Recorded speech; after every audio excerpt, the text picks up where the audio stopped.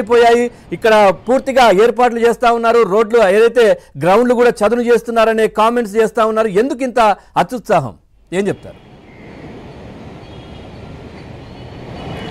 పవన్ అంటే జగన్మోహన్ రెడ్డి ఆరంభం నుంచి కూడా ప్రతి విషయంలో కూడా ఒక మైండ్ గేమ్ ఆడుతుంటారు సో ఆ మైండ్ గేమే ఇప్పుడు కూడా ఆడుతున్నారని స్పష్టంగా తెలిసింది ఎందుకంటే ఇప్పుడు రాష్ట్రంలో మన జరిగినటువంటి ఎన్నికల్లో భారీగా పెరిగినటువంటి పోలింగ్ చూడొచ్చు సో అక్కడ ఓట్లు వేసిన వాళ్ళ పర్సంటేజ్ కానీ మనం చూస్తే గణనీయంగా పెరిగింది సో ఇది ఖచ్చితంగా ఎప్పుడైనా సరే ఏ ప్రభుత్వం ఉన్నా సరే ఓటింగ్ పర్సంటేజ్ అనేది ఎప్పుడైతే పెరిగిందో అది యాంటీ గవర్నమెంట్ అనేది స్పష్టంగా తెలుస్తుంది సో గతంలో కూడా ఇదే తరహాలో చాలామంది ప్రభుత్వాలు కూడా ఇలాగే మహిళలు మిగతా వాళ్ళు ఓట్లు వేశారు వీళ్ళంతా మనకే వేశారని ఊహాగానాలు సో ఇదే విషయాన్ని ఐపాక్ టీంతో మాట్లాడినప్పుడు జగన్మోహన్ రెడ్డి అబద్ధం అనేది అతికినట్టు చెప్పినా ఎవరైనా నమ్మేవాళ్ళేమో సో జగన్మోహన్ రెడ్డి చెప్పిన దాంట్లో 150కి పైగా సీట్లు వస్తాయి 22కి పైగా వస్తాయని చెప్పి ఒక అబద్ధాన్ని చెప్పారు ఆ అబద్ధాన్ని ఎందుకు చెప్పారు అంటే ఖచ్చితంగా ఈసారి వైసీపీ అనేది గెలవడం కష్టం అనే విషయం ఆయనకు కూడా స్పష్టంగా తెలుసు అయితే ఖచ్చితంగా ఇప్పుడు ఉన్నటువంటి పరిస్థితుల్లో ఎవరైనా ఒకవేళ నిజంగా ఇదే నిజమైతే మాత్రం సో కౌంటింగ్ కూడా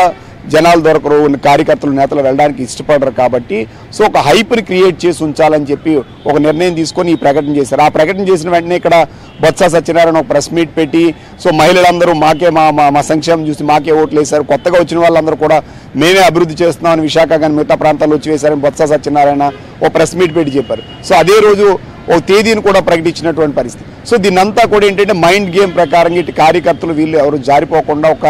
డైవర్ట్ చేయడానికి ఒక మైండ్ గేమ్ స్టార్ట్ చేశారు ఆ మైండ్ గేమ్ ట్రాప్లోనే ఇప్పుడు కూడా ఏం చేశారంటే విశాఖలో ఉన్నటువంటి కొంతమంది ఎవరైతే అభ్యర్థులు ఉన్నారో వాళ్ళకే గెలుస్తామా లేదా అనేది ఒక అనుమానం ఉంది సో అలాంటి సందర్భంలో వాళ్ళ చేత ఏం చేయించారంటే కొన్ని హోటల్స్లో దాదాపుగా ఒక 5 నుంచి 10 రూమ్స్ చెప్పిన కొన్ని హోటల్స్లో బుక్ చేయించి మొత్తం సిటీలో ఉన్నటువంటి హోటల్స్ అన్నీ కూడా సుమారుగా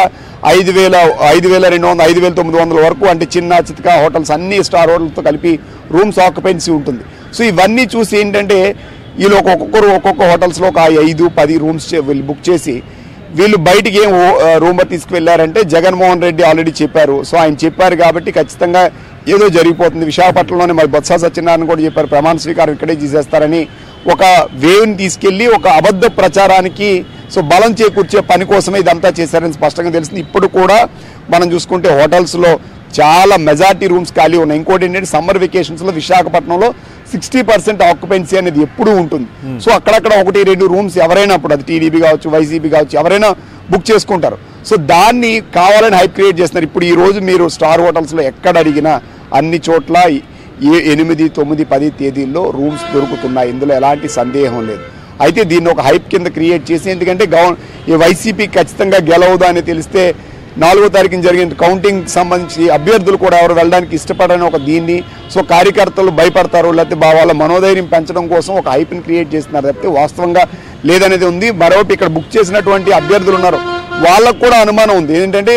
ఇక్కడ మేము గెలిచే పరిస్థితి పెద్దగా లేదు రాష్ట్రంలో వస్తారో తెలియదు కానీ జగన్మోహన్ రెడ్డి ఒక మాట చెప్పారంటే ఏదో జరుగుతుంది ఒకవేళ అప్పుడు అవసరమైతే ఇబ్బంది అవుతుంది అని వాళ్ళు స్టాండ్ బై పెట్టుకున్నటువంటి ఒక 5-10 రూముల్ని ఇప్పుడు మొత్తం సిటీలో ఉన్నటువంటి అన్ని హోటల్స్ ఫిల్ అయిపోయి బస్సులు దొరకట్లేదు ట్రైన్లు దొరకట్లేదు లేకపోతే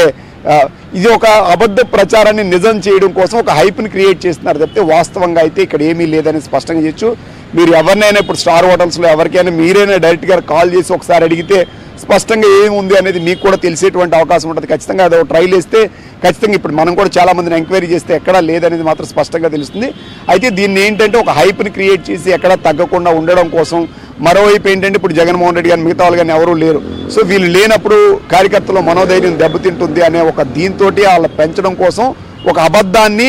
నిజం చేయడం కోసం లేదా అబద్ధాన్ని అలా నిలబెట్టడం కోసమే ఇదంతా నడుపుతున్నారనేది మాత్రం స్పష్టంగా చెప్పొచ్చు పవన్ నాయుడు అంటే పూర్తిగా ఈ కార్యకర్తలు చేజారిపోకుండా వాళ్ళ మనోధైర్యాన్ని పెంచడం కోసమే ఇదంతా అంటే పూర్తిగా అంటే ఏదో చేస్తారని కాదు గతంలో కూడా చాలా మంది మాట్లాడారు జగన్మోహన్ రెడ్డి లండన్కి వెళ్ళారు అక్కడ మరి ఏం చేస్తున్నారు ఏదో అవుతోంది మ్యాజిక్ చేస్తారు ఈవీఎంలు అన్నీ ఏదో అయిపోతాయి